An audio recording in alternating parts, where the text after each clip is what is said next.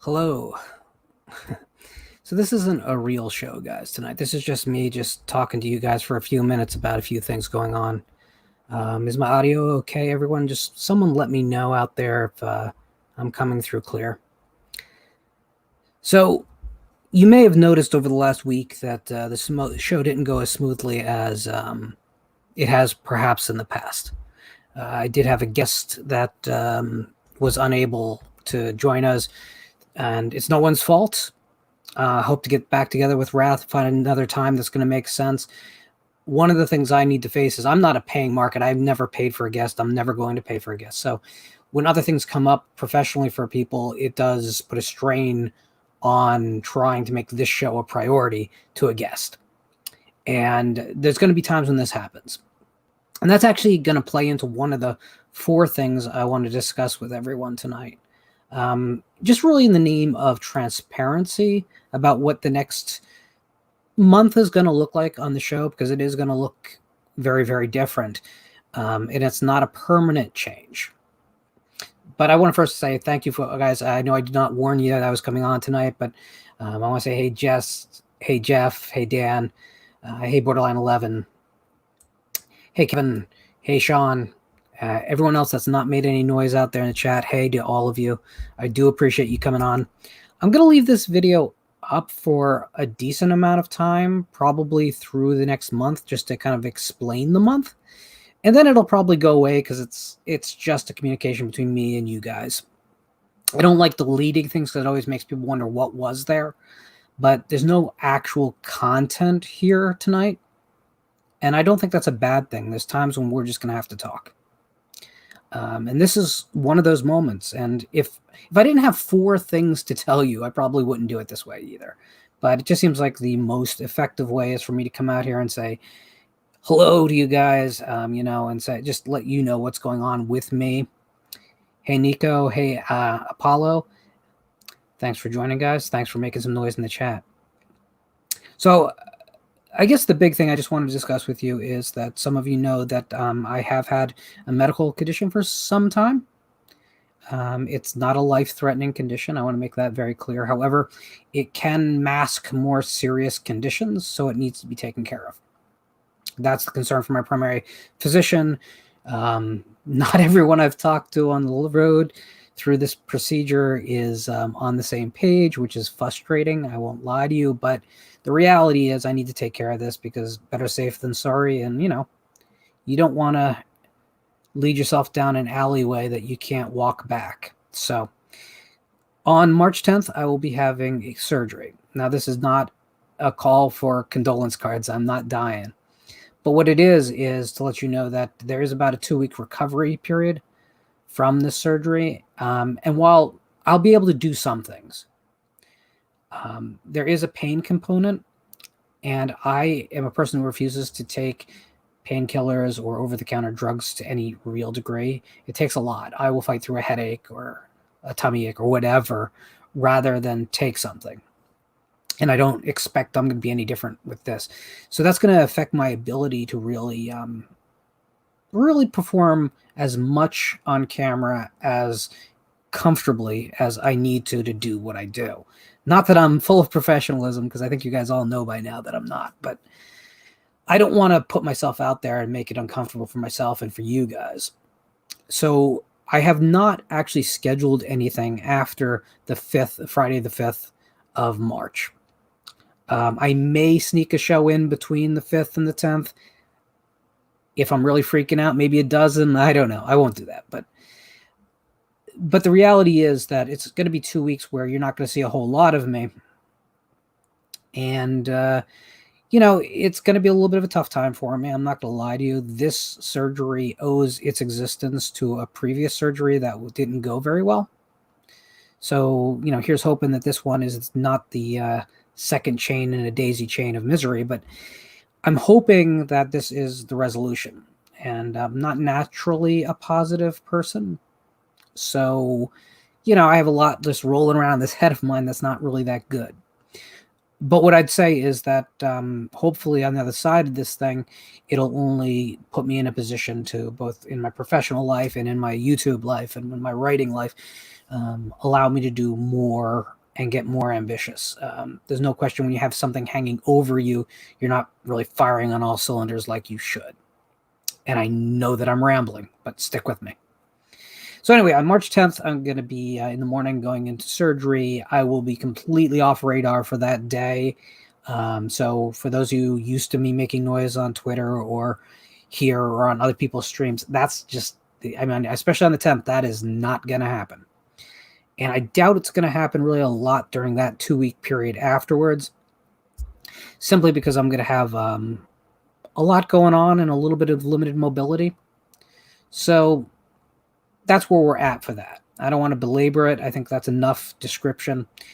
But this leads to the second point, which goes back to the very beginning of this broadcast, which is that noting that sometimes collaborating myself and a guest, especially if they're a guest that's very far physically from me, if they're geographically removed from the East Coast of the United States, scheduling has become kind of an issue. You know, there's been a few opportunities that have completely, just seeped right through my fingers because timing was, and this includes one that's a very, very big name that all of you would have been very excited for. Still trying to make it happen. It will happen. And this is not someone that has been announced. So I don't want to lose those opportunities. So the answer to not losing those opportunities is if I pre-record certain episodes of conversations, then we can still have those guests as part of the VBV world, and certainly as part of the archive. Unfortunately, that does mean that the way you interact with the guests will probably have to change. It's just not really likely that there's a way around this if we want to have them. Now, I'm not going to do this as a first resort. This is like a last resort if I can't do anything else. But if it's someone that's in a different part of the world, it may be if you want to interact with them, I'm going to need your questions in advance, and I will relay those questions to the guest. But you won't be giving me them in real time on the sliding scale of the comments on the side. I won't have that available, and I regret that because I love the live environment. I love giving you guys access to people, even if you're only passingly familiar with them, because I think that it really helps you feel like part of something. It makes me feel like definitely part of something. I've gotten so many people who've reached out to me saying, hey, I love your show because it's about people and their experiences. And it's not just some kind of dry intellectual exercise. It's people talking about the first time they laid sight on a horror movie or read their first horror novel or how they discovered a horror comic at a flea market back in '83.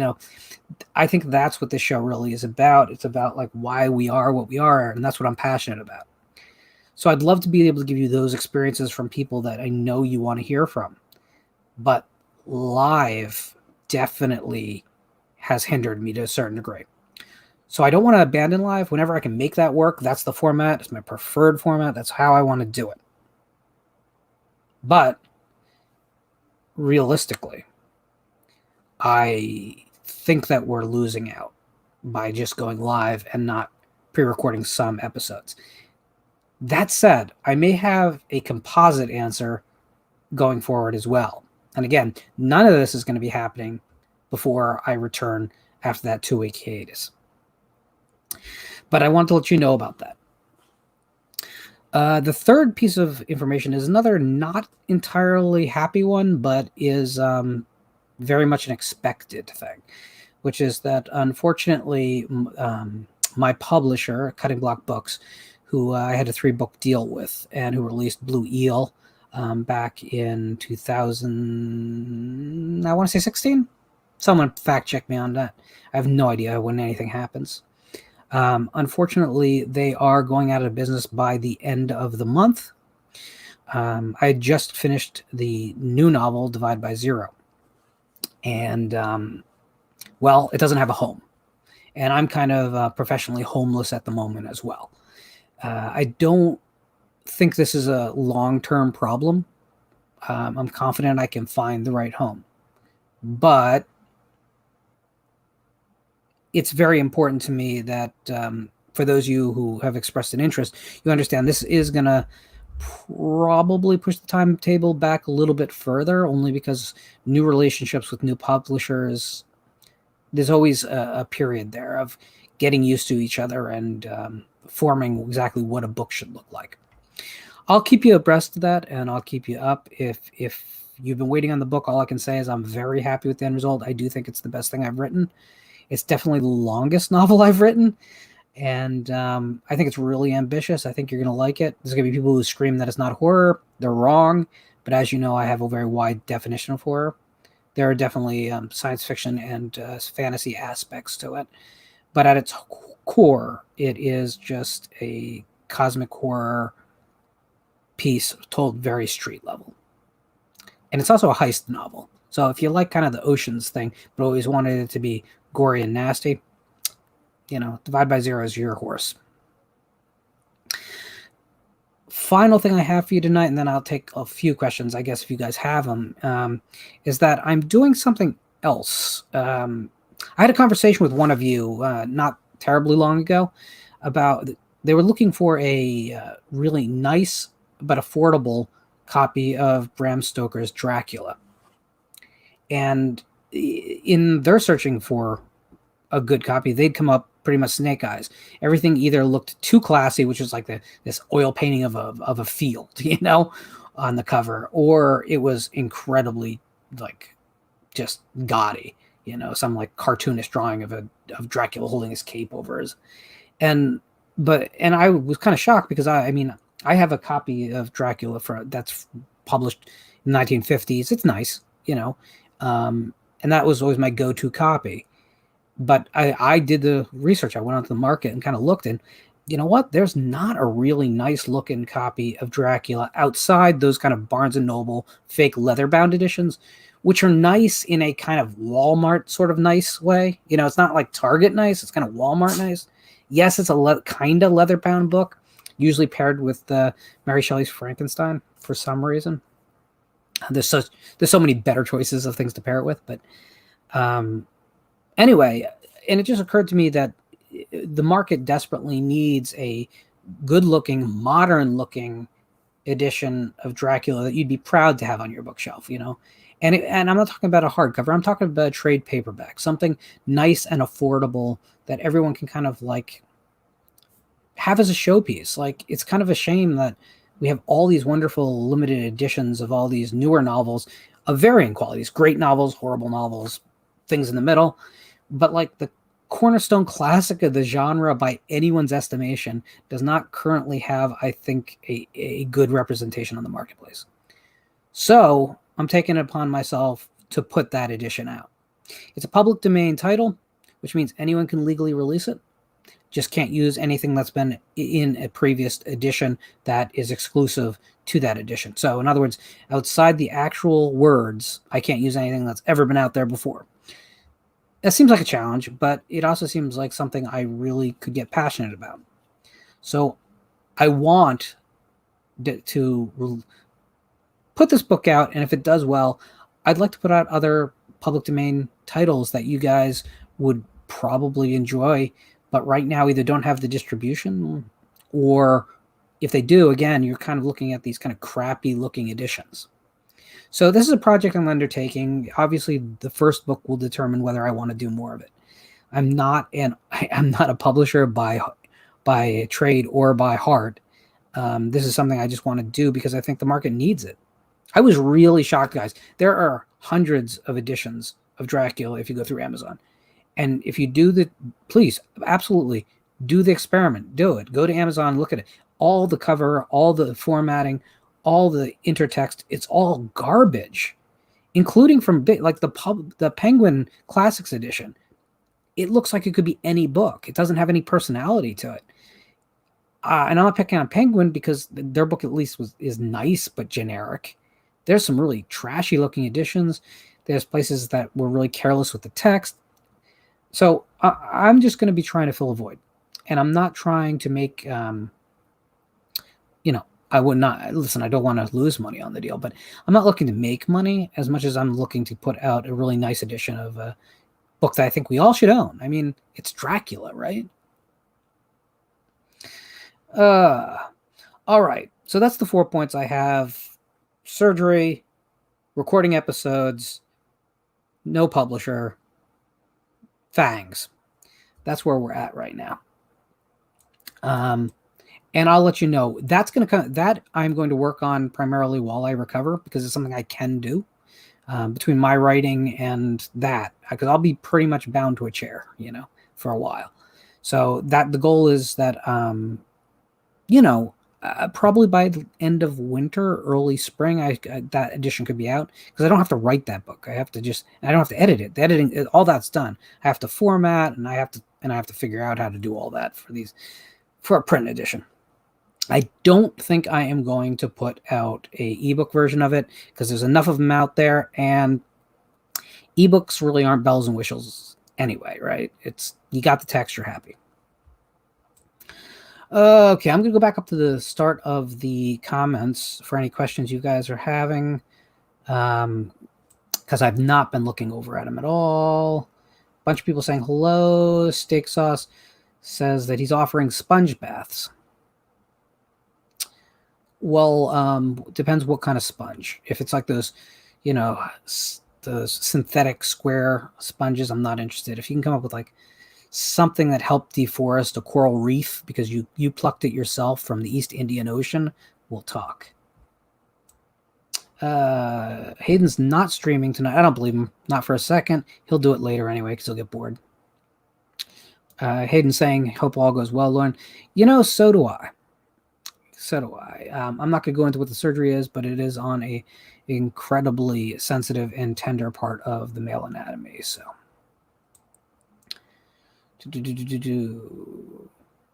people are Sean.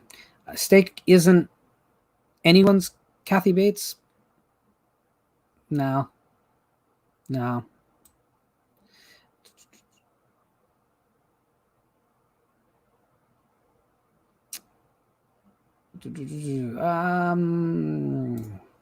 Steak says he is pretty handy with a sledgehammer, and he can sing the Gabriel song. He has a great falsetto, by the way. Just ask him. Sean says that's a shame. He hopes it works out for me. I do too. Jamie is saying hello. Dan is saying, wow, that's awesome. Well, let's see how it turns out before we... Listen, I'm gonna take it so seriously, and believe me, if I can't pull it off, then it's not happening. But I believe I can get a very good edition of the book on the market that people would be actually happy to display. Dan is also suggesting Algernon Blackwood. And a lot of Blackwood's work is in the public domain. There's a few pieces that the editing is not. And I don't have access to the original manuscripts.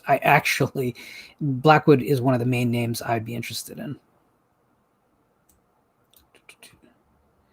So Apollo Balboa 1985 says, what are my thoughts on Thomas Harris? Are there more Hannibal worthy stories left to tell? I've talked about Thomas Harris before. I think Thomas Harris comes from a literary tradition that was very, very well ensconced in the in the men's fiction field. He just was the guy who seemed to have nailed it down beyond the formula. He figured out how to put real literary chops in there. I think Red Dragon, which I read at 13, it was a gift from my aunt. I think it's an incredible work. It's probably, on the whole, the best novel in the series. And that's not really terribly surprising. The first usually is the most ambitious of any, series. It's when you, as a writer, are still excited about everything about that world. But I would say I like the first 3 books a lot. Silence of the Lambs is actually my least favorite of both the films and the novels, especially as far as story, because it's basically Red Dragon redressed. There's a lot more. There's a lot more stylistic choices in that novel, but the basic setup is pretty much, hey, let's use this guy to find that guy again. And I'm not. I like a lot of what he does in the actual work in that novel, but I think it leans so heavily on Red Dragon's format that it's practically like a Friday 13th movie. You know, it's kind of the same thing. Whereas Hannibal, I think, is wild and crazy and pornographic and gruesome and nasty, and it doesn't all work.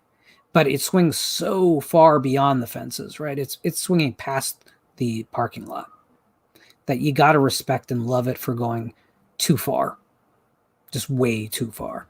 And I think that was the point where Thomas Harris was he realized he had something that was going to sell huge. He just said, "Screw it! I'm gonna go as crazy as I possibly can," and I really, really love that. I don't think anything after that in that series has been worth much. You know, Hannibal Rising was, not good, and I'm not sure if there's much more to say. Only because, as a writer, I think Thomas Harris will always feel that he has to go back to that if he does anything else. Like, that's all they'll be for him. And so I'd rather see him just do whatever the hell he wants, I certainly don't want to see the character become a property that's shared by other writers. That would be a real shame. I'm not a big fan of that at all.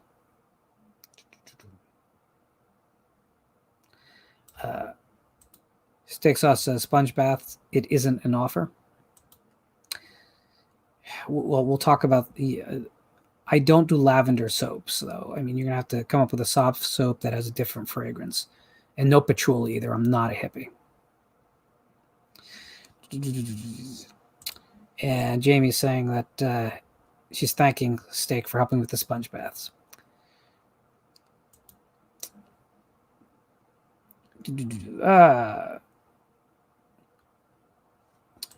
Sean says he got his cast off today from his leg. That's very exciting, sir. You see, I've never broken a bone, which is good because I was born with something called floppy child syndrome, or floppy infant syndrome, depending, because everything changes its name slightly. When I was a kid, I know what they called it. It means I have some density problems in my bones and my joints especially. And the whole fear is that if I break something, it might not ever properly heal. So I didn't do contact sports in school or anything like that because there was a pretty heavy price to pay if things went wrong. Never have gone skiing in my life.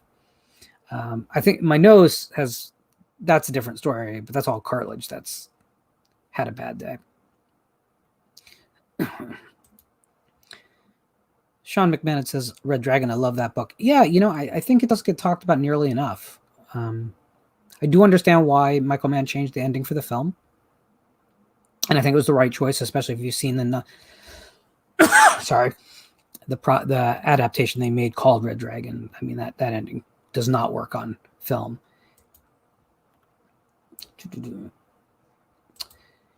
Nico says, Lauren, would you agree that, Lugosi aside, Dracula's Daughter is a better film than Dracula?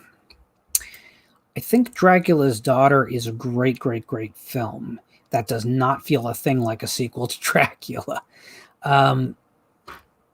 People play up the lesbian undertones of the film, but I don't even think that's really I think that's how people used to view it.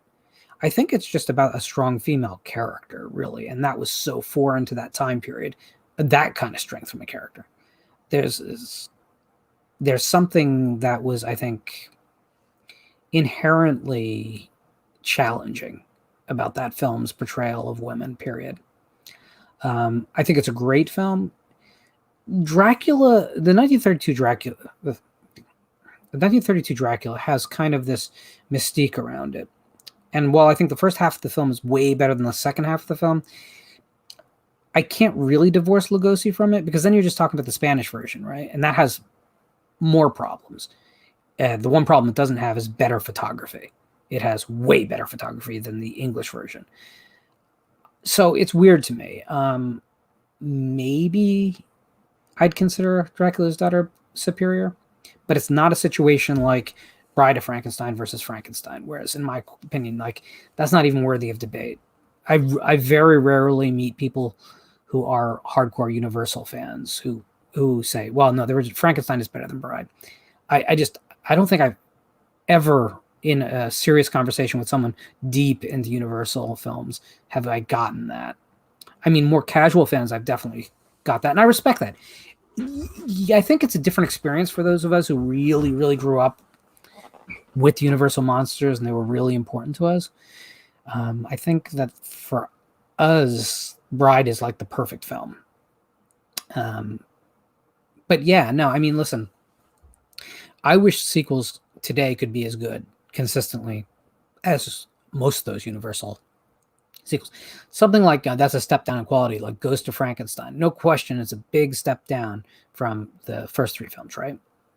But it's still a damn good movie on its own rate as a kiddie programmer, you know? Let me say.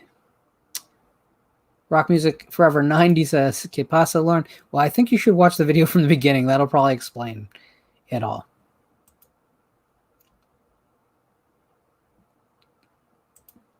Thank you, Cam. I really appreciate that. Get that to my email so I can distract myself with it, because that's definitely been helping. A little bit of insider baseball, people.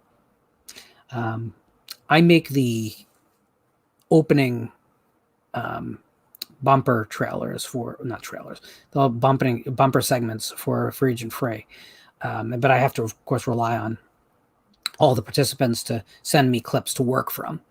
And when we're doing something really ambitious for the next show, really cool for the next show, by the way, too. And it's nice to know that Cam just got his into me, because I was very excited for that. Jamie has never broken a bone either. I should preface by saying I've never broken any of my own bones.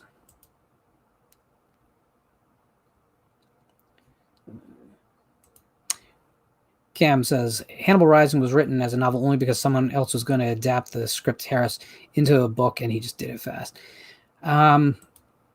So I remember an interview he did around that time in which it was really like he was almost suggesting that he wanted all the flashbacks in Hannibal to be their own book. And so he just ran with it, which is never a good impulse, by the way. Like, if something didn't fit in the last book, there's probably a reason it didn't fit in the last book.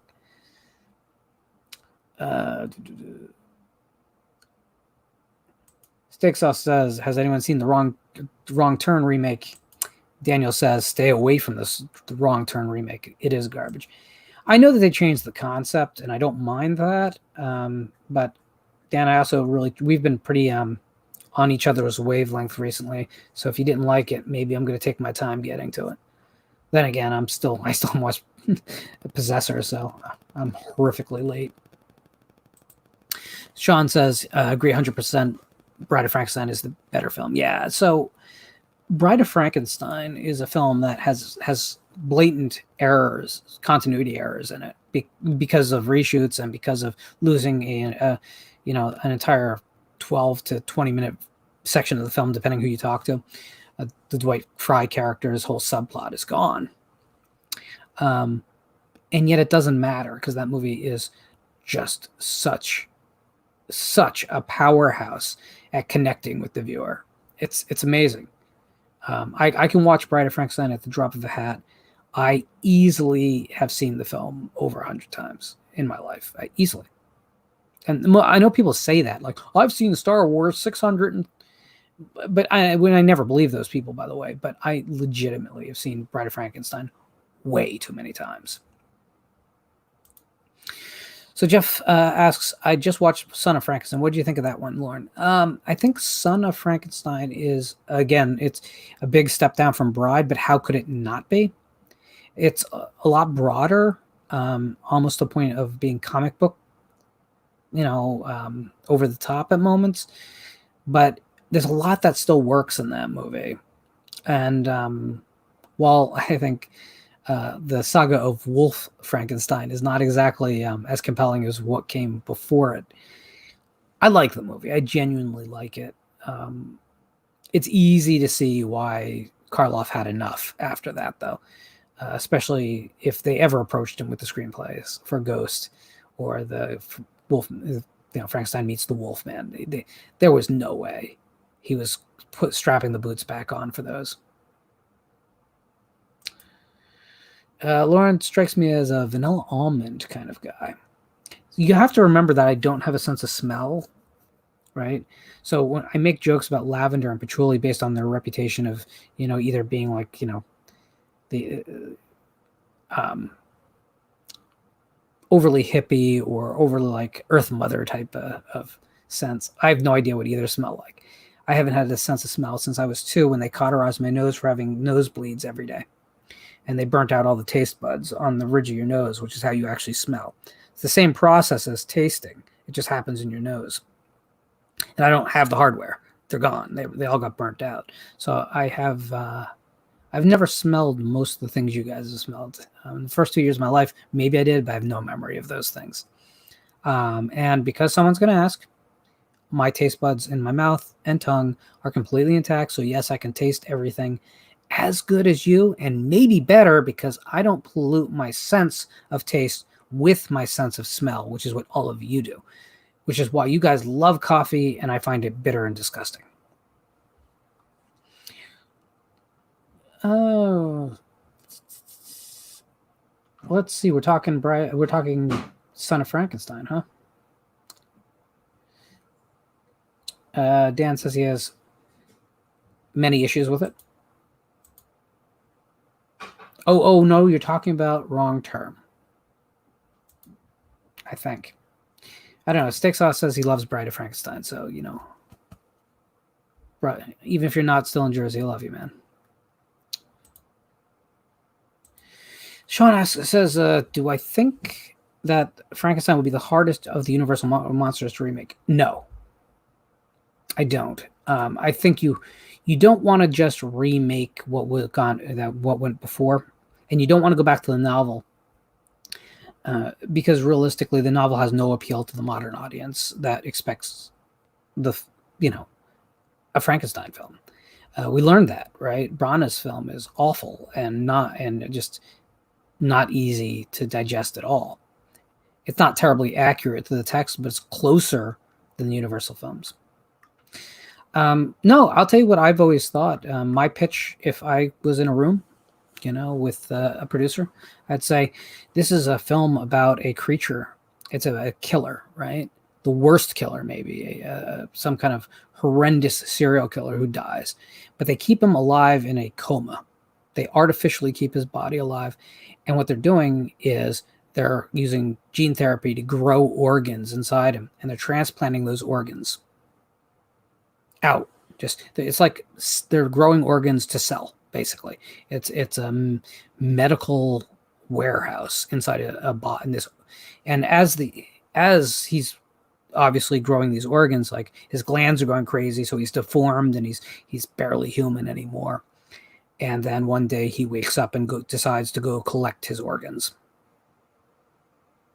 So I know that I've been suggesting that for long before Body Parts came out, which is the most similar to that of anything. But I think it's a way you could work Frankenstein. And you could still do the father-son concept inside that. Anyway, that's what I would do. But that's what I think you have to do. You have to get really creative with these classic monsters, because simply retelling won't work.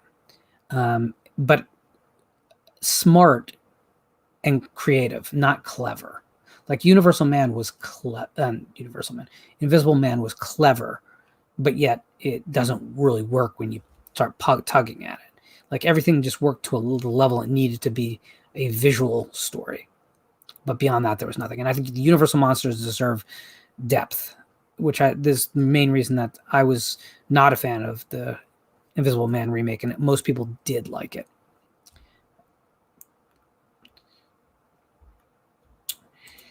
Sean says, Monster Squad, that's a great film. Monster Squad is a lot of fun. It's a lot of fun. I do think Decker's masterpiece is Night of the Creeps, though.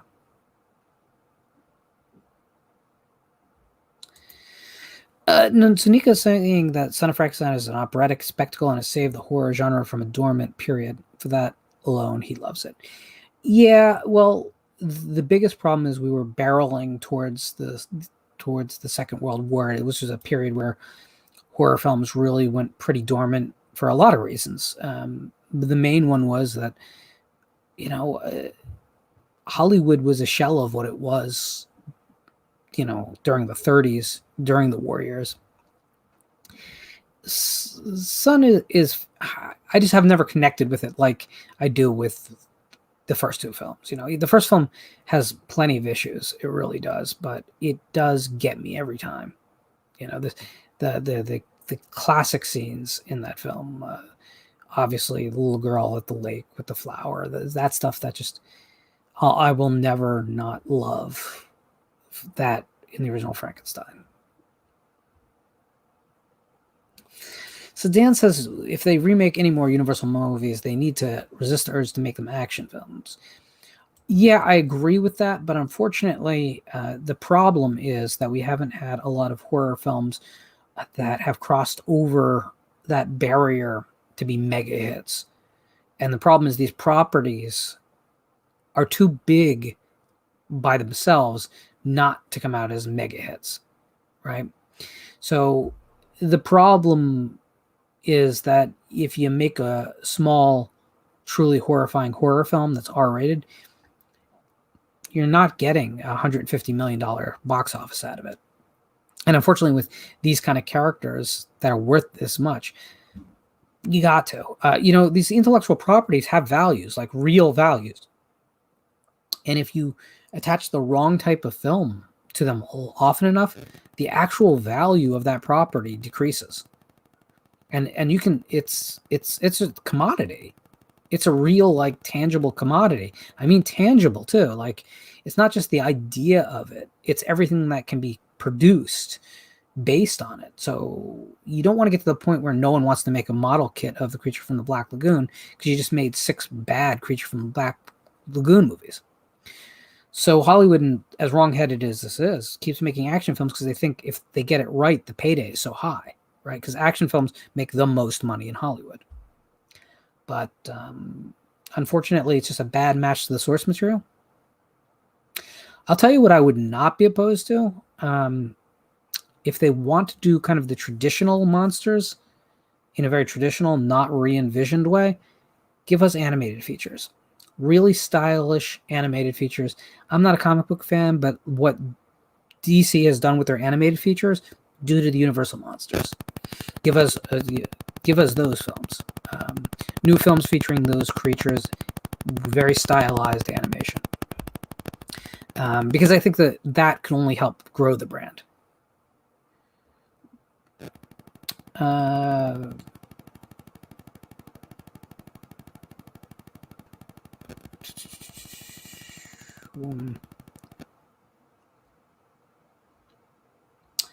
Jamie says, I recently just rewatched Return of the Living Dead and forgot how much of a delight it is. What a great movie.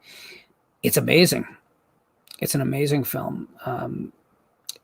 Return has probably the most bizarre production story of any film ever.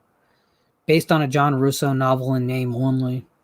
Sat with Toby Hooper, whose version had nothing to do with the Russo novel as well. They just wanted to be able to call it Return of the Living Dead and that have some lineage back to Night of the Living Dead. By the time it got to Dan O'Bannon, it changed completely again. And if you were told, hey, we got the writer of Alien instead of the director of Texas Chainsaw Massacre to make a kind of official sequel to Night of the Living Dead, you would say, yeah, that's a bad trade. Get Toby back here. But as it turns out, it was the right group of people at the right moment. Dan O'Bannon really had a good understanding of the punk rock aesthetic. Not just in throwing music and hairstyles in the film. That's what people don't really understand. Like, Tarman himself is as punk rock as anything in media. The adult characters are as punk rock as anything in media. Ernie, the Nazi embalmer, is a creature that could only have come out of the punk aesthetic. And I think everything from the end of the film, that if you really love me, you'd let me eat your brain, that stuff doesn't come from like a mainstream sensibility. It comes from that kind of outsider sensibility that punk rock embodied so well. And Nico is agreeing, as is Jeff Overing, and Steak Sauce is saying that Return of the Living Dead is his favorite film of all time. You see, I fear the day we get that proper remake of Return of the Living Dead, which you know has got to be coming. Because it's not going to be expensive to make. It's going to make its money back on, weekend of release.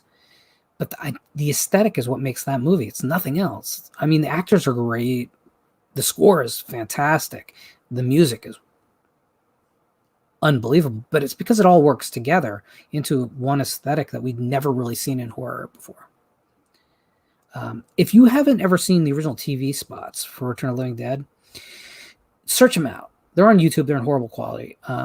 They play 45 Graves Party Time, which you'd expect. But how they cut that television trailer to the music is so incredible.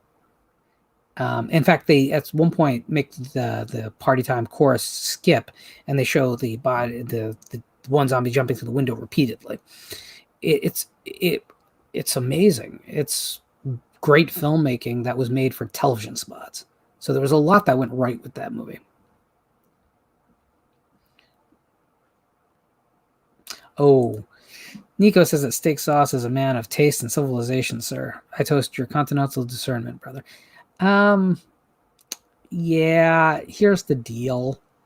He's also a guy who prefers New York pizza to New Jersey pizza. Just saying.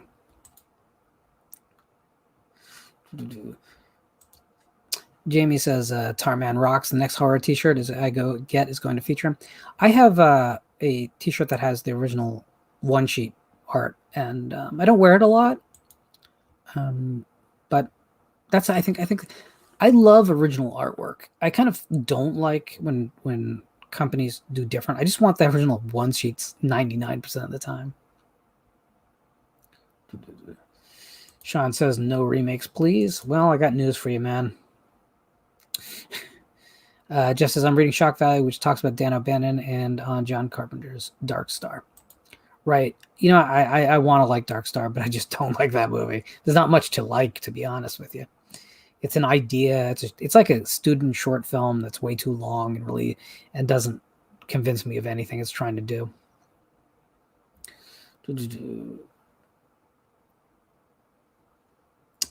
So Robert Long says, Return of the Living Dead 2 was good. The third and fourth and fifth ones wasn't so good. Well, I agree with a lot of your sentiment there. I like Return of the Living Dead 2. I don't think it's actually a good film. I think there's a lot of just really dumb crap in that movie. And I don't like that it betrays the mythology of the first film with the whole electrocution can solve the problem. I hate that. But it's fine as a zombie film that should have been titled something else. Obviously, you have Tom Matthews and James Karen, and they're great to see them come back. But they're their own movie anyway. That plot never properly intersects with the main story anyway. So it feels like half of a Return of the Living Dead sequel and half of a different zombie film.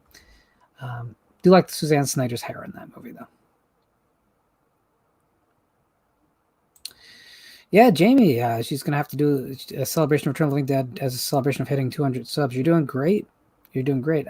My channel just hit 515, something like that. It's been a slow climb for me, but I'm getting the right people, so I don't care. Steak Sauce is correct. They only made 3 return movies.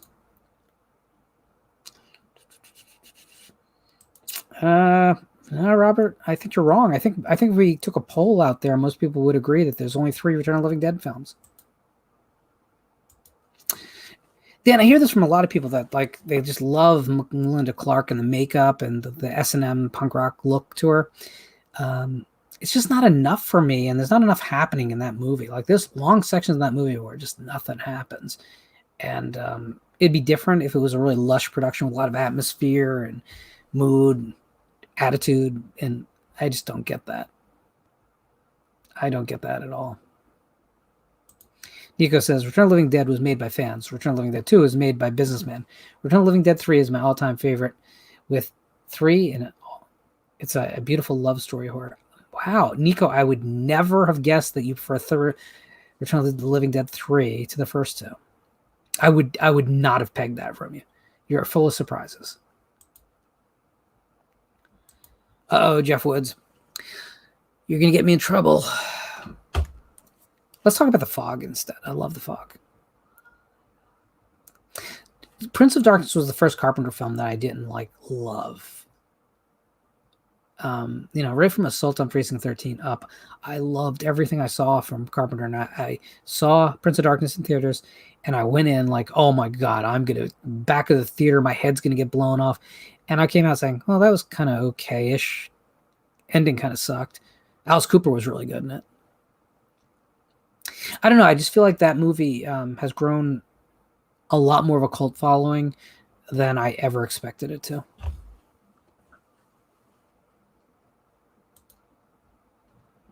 Corey says he's hoping for a speedy recovery after my procedure, my friend. I'm pretty much counting on 2 weeks. That's the one thing that's been consistent among all the medical professionals, is all of them have assured me that I will not be before 2 weeks, but it won't take much longer than 2 weeks either. So that's what I'm preparing myself for. But, guys, if you guys are doing shows, I'm not saying I won't pop in during that period. I'm not even saying that I won't do any shows at all on my channel. It's just, I just want you guys to know that it's not going to be a heavy month for me. It's just not. I do have something planned for the end of the month to make up for it, though. Robert Long says, I love how he likes how they brought 2 characters back on part 2 that were different people. Yeah, I mean, it's the best part of the film. Absolutely.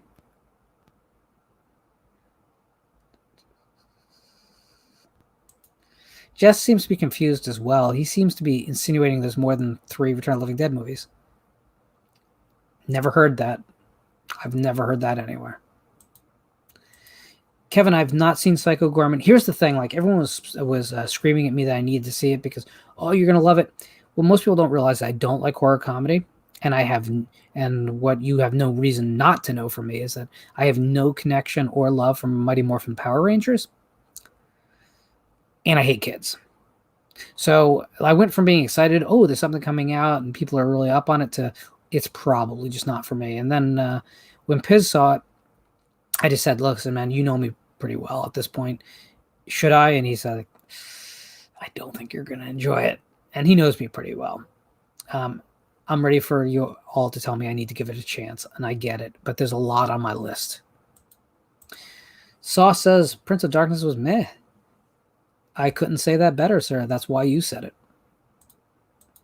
And yes, Jess, they only made 3 Return of the Living Deads. Am I a fan of the 86 Crawl Space with Klaus Kinski? I think it's a cool, uncomfortable watch, but it's not a film you don't need to watch a lot. It's all right. I think there's a lot of films that are worth a viewing, and you'll get a lot out of one viewing, but then you should just never go back to. I think a lot of films we tend to go back to if we thought we had a good time the first time. Oh, we're going to have a good time the second time. And we got to realize that's like the top 25% of movies. I think we revisit way too much, instead of searching out new consistently. My challenge to you guys is always go find it, man. There's great new films. There's great old films you've never seen. And none of us is going to ever be able to say we saw everything in the genre. None of us are ever going to catch up to that point. So why wouldn't we just fight for the new all the time and find your new favorite thing, Sean McManus says, The Fog is really good. I remember Carpenter smiled when he signed my vinyl soundtrack of it. It's funny you say that because I just worked out the chord progression. Well, not even the chord progression. God knows there's not really a chord progression. It's just changing octaves. I just figured out the note progression of the main theme on guitar. And I was very proud of myself for doing so because I love that score. That is my favorite John Carpenter score. It's also my favorite John Carpenter film. And no, I know people are sitting there saying more than The Thing. You'll see how much I like The Thing soon, but I love The Thing, but it doesn't have that horrific New England ghost story aesthetic that The Fog has. That slight touch of Lovecraftian otherworldliness. That's never explicit. Also, The Fog does one thing I absolutely love in film, which no one does anymore. Instead, we get scenes of people looking at a screen and reading off of Google, which bothers the shit out of me. Don't do that, screenwriters. Don't write that scene. No more going to libraries. No more looking at computer screens. Instead, find some grizzly old man or woman or child, someone to tell a spooky old story in a really convincing performance. The Fog does that like 3 times. I love that sort of thing. One of my favorite horror movies, and the film I will always call the scariest film ever made, The Haunting of Julia, based on the Straub novel, the Peter Straub novel. That movie has this moment where this woman tells a story about this little girl who used to play with the boys in the park and what she made them do. And it is so ungodly evil on film. And it's just a woman talking. But it's so smart because it layers in all this information that the movie later plays out, right? So it is an info dump, which you're not supposed to do in literature, certainly. But when you get the right character actor in the right mood and atmosphere, and you play it all out from that point properly, there's just nothing more effective. And there's dozens of examples. It's just so good. Sixoff says, I wish they had brought the whole original cast back for the remake in different roles. Unfortunately, we've lost a few, right? So that's not entirely possible. And one of them, it's probably a good thing we lost, but whatever. Lawrence says, so Nico says, how about another Saturday morning afternoon show? It's a great time to get together with the gang. Well, you guys scream at me. Let me know. Just to let you know, the schedule right now for me is on Friday, tomorrow, Mike Arnzen is joining me at 8 p.m. Mike is a 4-time Stoker Award winner. He's won for novel, short story collection, poetry, and nonfiction. He's won 4 Stokers in different categories. So this is a heavy hitter. This is Mike Arnzen published with Del Abyss. He is one of those guys that's a survivor, and he's taught a lot of horror writers. He's been a mentor to a lot of horror writers. He's an amazing guy. He was one of those guys that was watching the show, made some noise out in the chat, and when I said, hey, you should just come on, he was like, give me a date. So he's an amazing guy above all he's accomplished. Then on Saturday, I, of course, is over on the S'mores Indoors. I am ingesting. That's not going to focus, is it? Well, the Carolina Reaper peppers. These are the Guinness Book's current hottest pepper in the world. There are peppers that are hotter, apparently, that the Guinness Book has not attacked. But then following that, on Monday, of course, at 9 a.m., we are gathering around the campfire with Ramsey Campbell, living legend in British horror history. I think it pretty much comes down to M.R. James and Ramsey Campbell. So, guys, if you can join me live for that, please do. This is your opportunity to really honestly talk to one of the all-time greats in the genre. It's an amazing opportunity. I'm over the moon that he's on board. Flame Tree Press, his publisher, sent me a copy of his most recent book. It made me feel like the big time to be getting like a promotional issue of the book. I wouldn't miss that opportunity for the world. Then on March 1st, Gene Cavellos will join me, the editor of Del Abyss in the early 90s, who brought us an entire graduating class of horror superstars in literature. It's hard to even talk about what Gene accomplished without just being blown away. My favorite living writer, Brian Hodge, came up through Gene's school. Basically, he had published before Del Abyss, but certainly it was Nightlife that put him really over the top. And so when I talked to Brian recently about having Gene on the show, and he just gushed. So appropriately enough. Then on Friday the 5th, my last show before, of course, I take a little bit of a hiatus, I have Mark Allen Gunnels coming on. Great writer who is definitely one of the most approachable people you'll ever meet and has a lot of great stories to tell. That'll be a fun show because he's one of those guys that is one to just put himself out there and really interact with anyone. All right, let me catch back up on the chat, and then I'm going to call this a game at an hour. Let's see.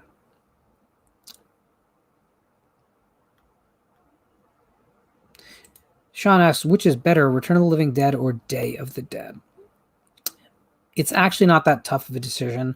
They're both films that a lot of people, including myself, love. But Return of the Living Dead is a superior film. Day of the Dead is great, but it plays things pretty safe.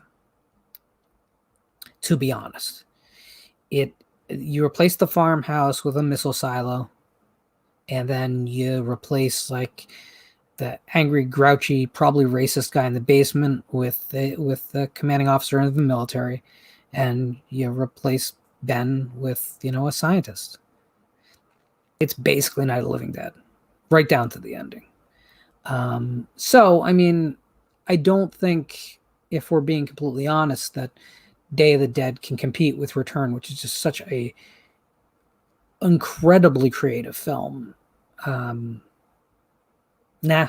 Return is a far better film. That said, I think Day of the Dead is my second favorite Romero zombie movie. Night of the Living Dead is hard to beat, but I love Day, but no, it doesn't compare to Return. Rock Music Forever 90 says, just like there are only 3 Die Hard films. Correct, but they're probably not the 3 you think. That proper trilogy is the first, third, and fourth films, right? Because the second film is just the first film, but lame. And that fifth film is just a mess. The fourth film is not great, but at least I'll give it the exists.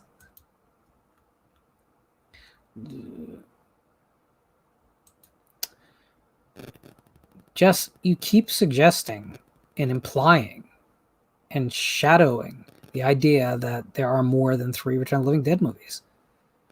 It's not that we don't talk about them. It's that they are not things. They don't exist. They're not even... I mean, I believe in Santa Claus and the Easter Bunny more than I believe in more Return of the Living Dead films than the 3 that are out there. Deja Vu. Yeah, I've not.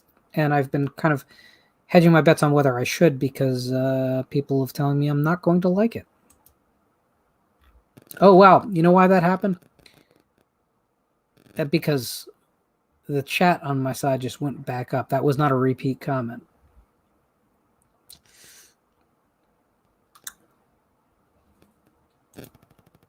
Oh, I want to get to I missed something, but Robert asked, do I think that Summer Camp Nightmare will ever be out on Blu-ray? I don't know. I mean, Blu-ray doesn't have a lot longer to run, and a lot of the companies are getting very conservative in what they put out. Now, a few aren't. A few are swinging for the fences. Vinegar Syndrome being a player, definitely. But realistically, Blu-ray as a market is extraordinarily thin. Walmart is no longer really supporting the format. They're stocking new releases, but they're not even doing evergreen titles, which are evergreen titles are those titles that will always sell, that they've identified as matching their customer base. So, for instance, Jaws is an evergreen title, right? But what you're discovering is that the 4K is available and the DVD is available from Walmart. The Blu-ray is a little bit harder to find through them. And when you lose your retail base, it's very tough for formats to survive. I know we don't like to talk about this. I like to talk about it because I want you guys ready. And I want you guys buying the stuff now at cover price, right? Because if you're buying it in 3 years, I'm going to tell you you're going to pay out the nose for absolutely everything you want. So I'm trying to have you guys not go through that. But we're running out of time for a lot of those titles to get Blu-ray releases. I do recommend, however, Sony's upscaling Blu-ray players are pretty tremendous about the quality they can get out. I'm not a big Sony guy, but their Blu-ray players are my main Blu-ray player is this. It's tiny. It's very small. It's a Blu-ray region free Blu-ray player that it can play anything. You throw any format at that thing, it plays from anywhere in the world. And truth is, I'm probably going to buy a couple extra of those to prepare, because I do think we're right on the verge.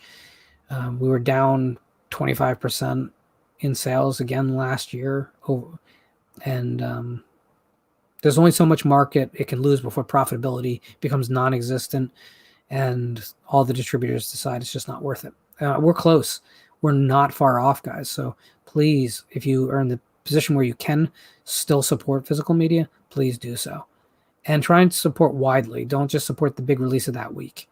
That's the other problem, is that catalog is disappearing. It's becoming a new release marketplace. So Sean also asks, what do I think of Bow and Tomahawk? I liked it. You know, it's not a film that I'm going to watch a ton. I don't really love Westerns, which obviously it's a horror Western, but not a weird Western. I think I'd be better if there was more weird Westerns on the market. Obviously, the ending is brutal and nasty and a showstopper, but I like the film. I don't feel a need to own it, if that's an answer, because I just don't think I'll watch it enough in the rest of my life. I recognize it for the great film it is, and I had an absolute ball with it, but it's not something I'm going to watch for just like light entertainment.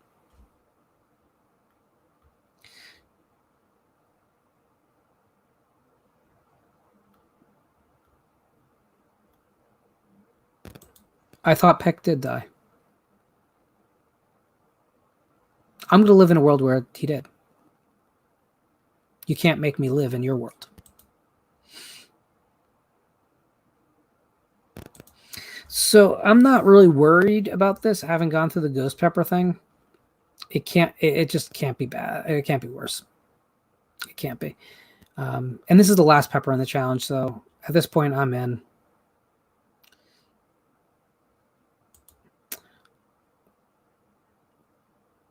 Why would Hayden be afraid of steak sauce's sponge baths? My understanding is they're entirely professional, very hygienic, and I also understand he sings show tunes as he gives you the sponge bath. So if you want to hear some chorus line or My Fair Lady, he's down. I understand that he did draw a line at Annie the musical. He won't perform anything from that, and that's sort of understandable. All right, Nico. Is there any way I can turn around on my favorite 70s horror film, Dawn of the Dead? Or are you locked in? I get why everyone feels this way about Dawn of the Dead. It has never affected me the way it's affected so many others of my generation. You know, I saw it for the first time on VHS. I understand that if I was another 5 years older, 6 years older, I probably would have been able to catch it as a midnight movie and still in theaters, but I didn't. And I remember seeing it and thinking, this is long and this is pretty boring. And can we have the helicopter slicing up the zombie head again? Can we have I want all the Philly stuff, you know? And there's things in that film I actively dislike too. But every time I talk about that, it's like heresy and everyone gets upset. But to me, it's definitely the least of the first three Dead films. I'm not going to say I think Land is a better movie than Dawn of the Dead, but it's certainly not as boring. But am I just clawed in and I'm not going to move from that position? I don't know. You never know what's going to happen with your tastes, but I'm certainly not living in a world where I need to go out and buy a 4K copy of the film to find out. Ugh.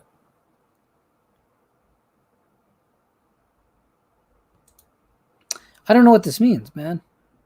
Robert Long says, I like that Frankenstein man said. That is there any food? It's poetry, dude.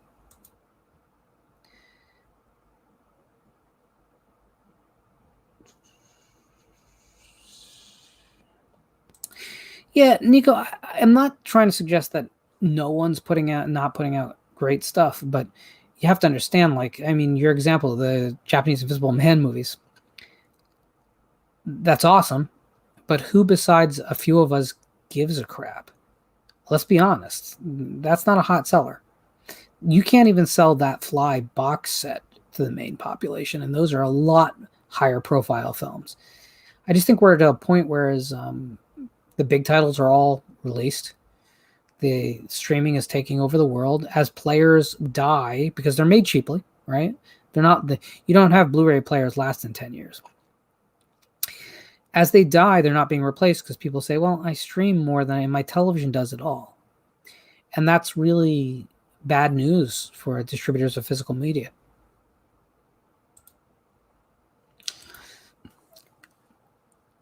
So here's the thing about this Steak. I've been looking for the Fly collection in Walmart for that $40, like everyone says, forever. And it has to be a Southern distribution thing because I've never seen it up north. I could order it for more, but I've never seen it in one of our Walmarts.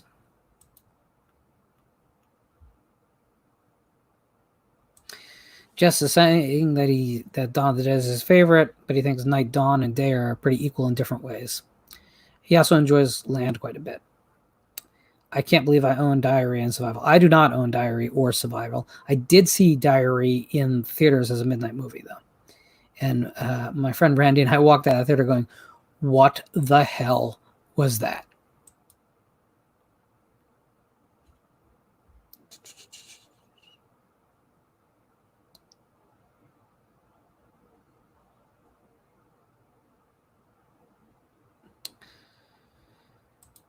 All right, so I'm going to go for exactly 5 minutes longer, and I'm going to call it a night. Rock Music Forever says he bought the My Bloody Valentine Steel book. He says Street book last week and saw it on Valentine's Day. The slasher villain is so badass. I like that film. I just don't. It's not one of my favorite slashers. Whatever. But here's another just honest to God truth. I've realized recently I'm not the world's biggest slasher film fan. In that, when you talk about now, mind you, My Bloody Valentine is a top tier slasher film, so I'm not suggesting it's not. But when you talk about all the second and third tier films, I don't know if I ever need to watch them again. You know, there's too many good films out there to watch kind of mediocre slashers. Now, there's films I do get sentimental and I want to revisit once, but yeah, I realize now that the slasher thing is kind of I think it's something that you go through and you'll always love your favorites, right?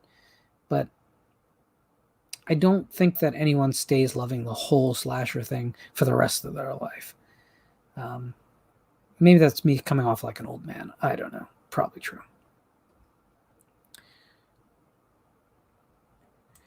Hayden says I can get the Fly box set on Amazon for $40, I think. Or you could send me your copy for free.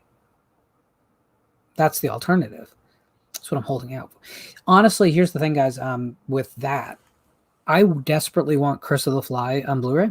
You know, the film that no one cares about but me. It's actually my favorite of the bunch because it's so different. It doesn't feel like a Fly movie in most regards. It's a brave, weird sequel that's in black and white, despite the fact that the previous film was in color. But I have Cronenberg's Fly. I don't really need Fly 2. I think it's fine. It's okay. But I don't need to own Fly 2. The original Fly I have as well. Not on Blu-ray, but I have a great looking DVD of it.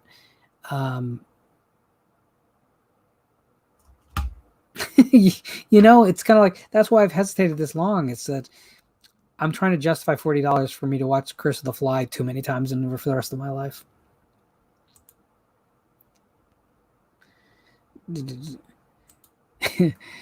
Steak Sauce says he's going to start collecting street books. Well, he's been booking on the streets for quite a long time. Nico says he loves the Canadianness of My Bloody Valentine, and he also digs the remake. I like the remake a lot. I think that's in the remake cycle. It's one of the unsung heroes. Absolutely.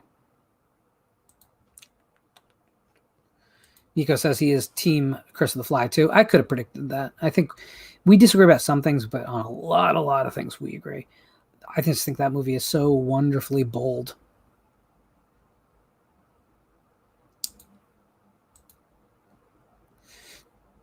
Robert asks, did anyone like it? Little Monsters zombie kind of like movie?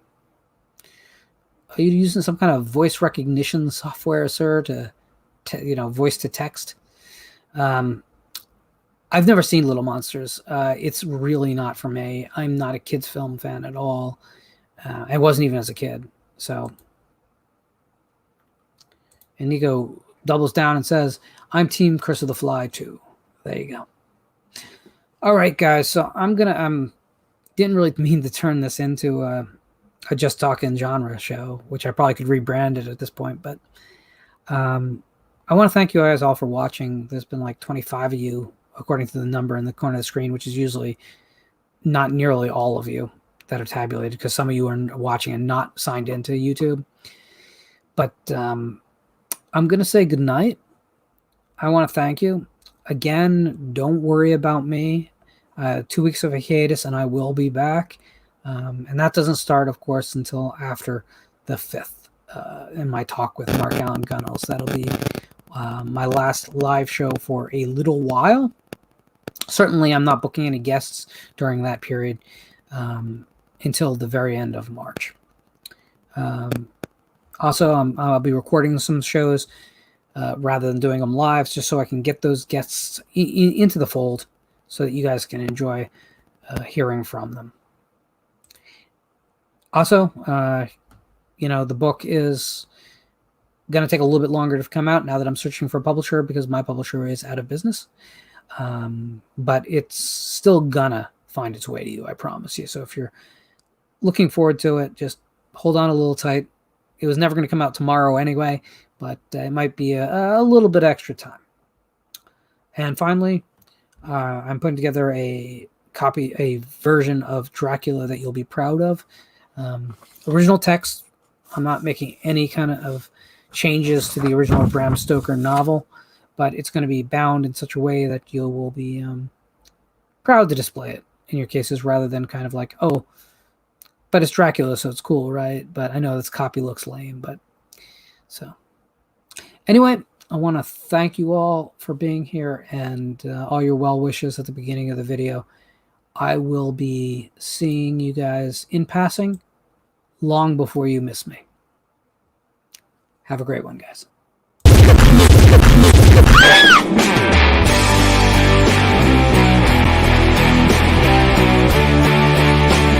You don't have to do that! I think we do.